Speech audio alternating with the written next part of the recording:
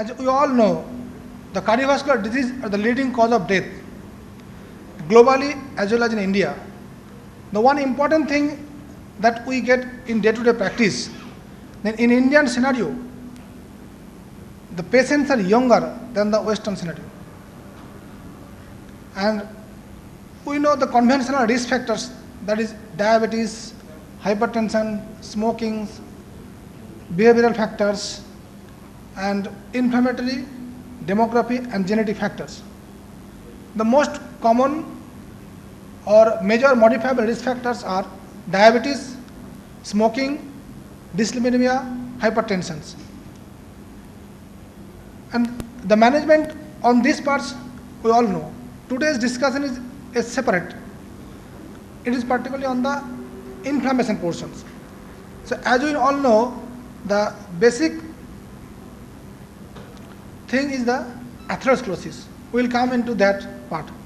So coming to the risk factors, the higher the risk scores, higher the rate.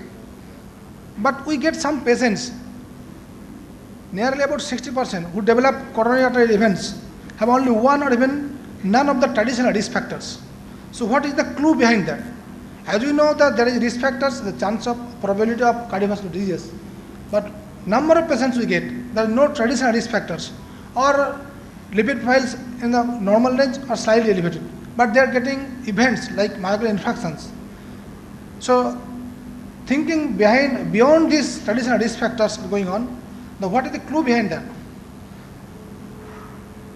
So in this slide, if we focus, that one particular thing is that the marker of inflammations, it is measured by high sensitivity C-reactive protein, that is hsCRP. So it is found that in all levels of Framingham risk scores, it's a risk score based on multiple variables of having cardiovascular diseases, and all levels of LDL, where the hsCRP level is high, the cardiovascular risk is high, the events are high. So it indicates that inflammation plays an important role beside the basic risk factors and LDL levels. I'm going to previous slides. The levels of hsCRP, it can be measured and it is available. So level less than 1 milligram per liter is low risk. Level 1 to 3 milligram per liter is moderate risk. More than 3 is high risk. So in the different guidelines, there are change of guidelines and thinkings. In 2003, the measurement of hsCRP may help direct further evaluation and therapy in the primary prevention of cardiovascular diseases. The entire adult population should not be screened for hsCRP for purpose of cardiovascular risk assessment. So as the development or studies, they give insight, the thinking changes. In 2010, the measure CRP in apparently healthy elderly people to identify cardiovascular risk. Now in 2013, use of hsCRP is stratifying the high risk patients for atherosclerotic cardiovascular diseases. So why this part is important? It focuses on the inflammation. So now coming to the basic pathogenesis, I shall go quickly through these slides. The basic pathology of inflammations, there is entry of monocytes in the endothelium. So if we concentrate in this slide, we will give some information regarding the inflammation and atherosclerosis. This is the vessel lumen and this is the interior. So I shall go to the step by step. First, the activation of monocytes, then the entry of monocytes into the intima. The LDL gets adhered to the endothelium and it is internalized, it goes to the intima. So LDL becomes modified, that is oxidized or glycosylated. This oxidized LDL, it's a trigger for inflammations. So after that, lots of series of inflammatory process cascade starts. As our previous speaker elaborated the inflammatory cascades, the inflammation, the process is same, the mechanism is same, the trigger is different. So here is the NF-kappa beta pathway and Kynurenine pathway. These two pathways are involved in inflammation and immunoregulations. So In culprit in atherosclerosis. So atherosclerosis, it's a systemic process. It's a systemic inflammatory process. Not only the accumulation of lipids in the subintimal layers. It's a complex process. It's a process of inflammations. It involves multiple steps. So we shall be discussing the NF-kappa beta pathway and how to prevent the inflammation by the newer molecules. So currently the therapies, as you all know, the statin therapy, antiplatelet therapy, ACE inhibitor, ARB. Now the focus is on particularly the new things, that NF-kappa beta pathway. Inhibiting the NF-kappa beta pathway by inhibiting inflammations, we can give some extra advantage or extra benefit to our inflammatory conditions like atherosclerosis and others.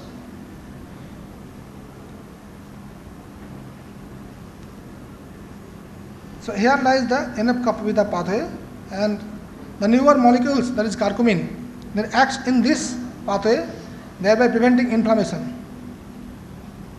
So as I am told that there are current targets, we are not discussing these things. The novel targets, that is NF-kappa beta, by curcumin, it acts as an anti-inflammatory.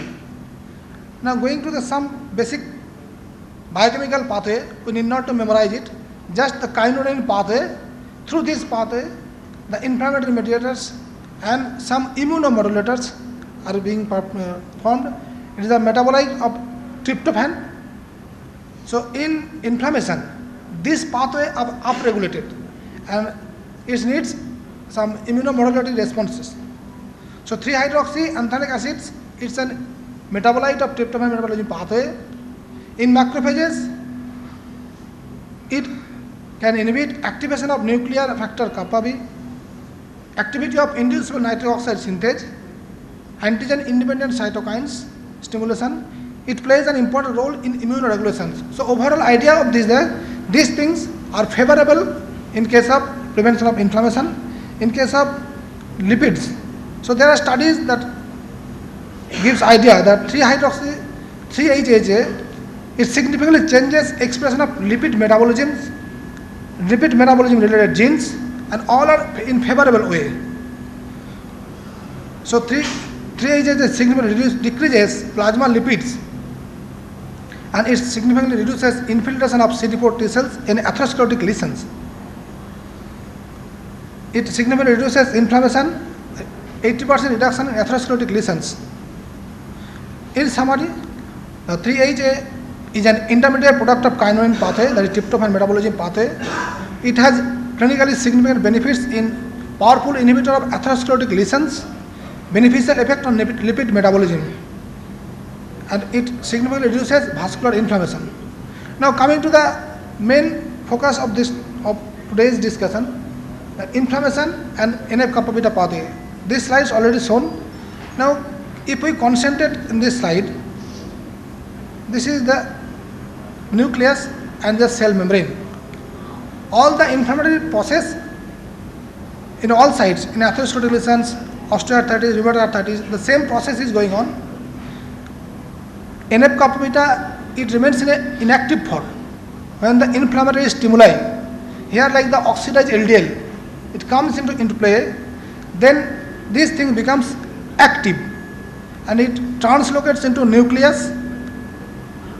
It acts as a transcription activator factor, thereby leads to synthesis of lots of pro-inflammatory cytokines, adhesion molecules, and release of inflammatory mediators.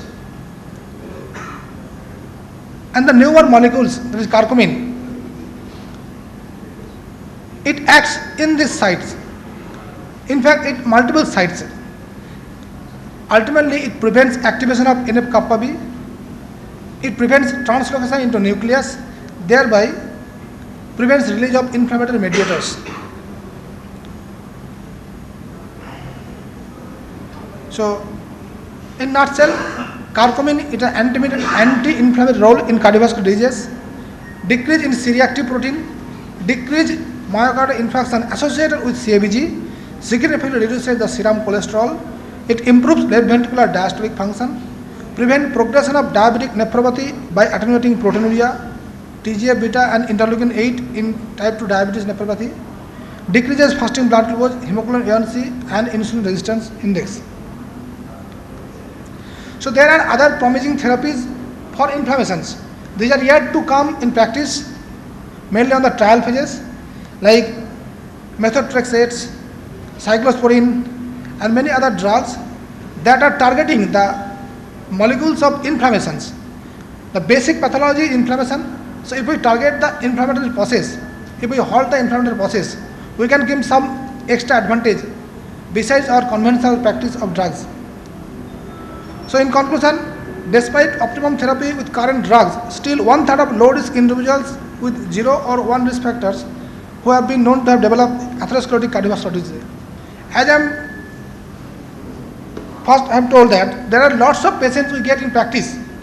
They have no risk factors or minimal risk factors, but they are getting cardiovascular disease like AMI. So the thing is that here maybe lies the clue that what is missing. There is no risk factors, already they have events. So by this way we can give an extra a newer armamentarium in our therapy. But these things are yet to come in the guidelines and yet to come in practice. In cardiovascular diseases, the practices are totally guideline based. We cannot formulate our guidelines. So if study shows improvement in a favorable way, we can use in these drugs in futures. So we have to wait till the drugs come in the market, and it's a new drugs that can be used in inflammations in a newer way. Thank you all for listening.